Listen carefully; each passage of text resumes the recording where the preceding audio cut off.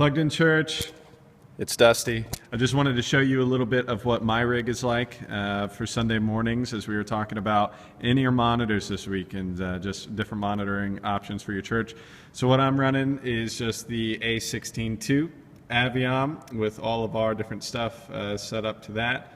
You can see my iPad clip and my phone clip. That's where I'm running worship pad loops from, using Planning Center music stand for that guy.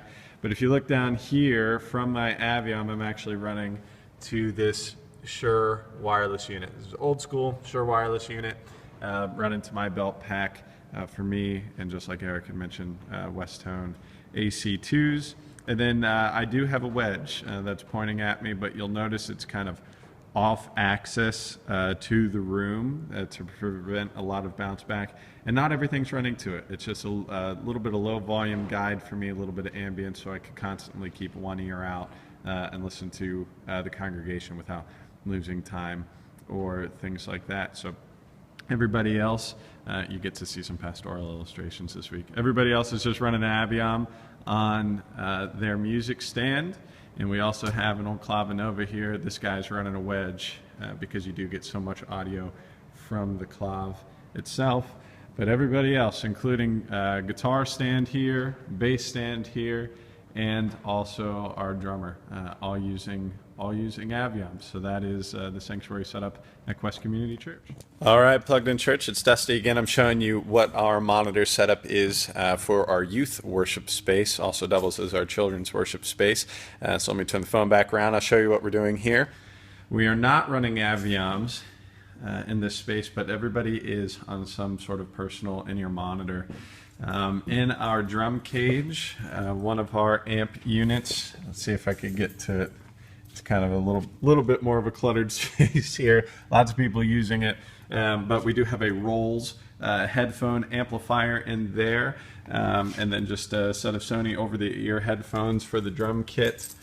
And then the stage. This is where it gets interesting. We actually run right out of the Snake. We reversed a couple of the Snake sends to go back to this Behringer rack. So if you look right here, it's just called the PowerPlay Pro XL. And going into it, we have a couple of things. One is just a house mix coming into the main section. And then we have individual mixes going right here to each individual channel for the musicians on stage. What's nice about it on this unit is that it does give you some bass and treble control. It also has a meter for the output level, and the phone's out on the front. And then these guys that are wrapping around from the rack, those are just 1/4 inch that were coming from the Snake. What happens when you use this main section is this knob, this aux to main. Let me see if I can focus in on it a little better.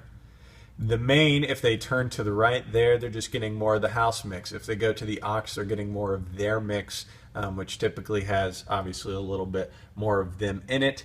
And then on the right bottom knob is just their output level. So we did this whole setup for just a couple $100. We basically were able to use everything else that we were normally using, and then all the members of this team are using their own headphones or in-ear monitors, whatever works best for them. So you can do in-ears on a budget, and I think Eric is going to steal my idea and show you what they're going or what they have going on at Centerpoint. So thanks again for watching us, and power to your church.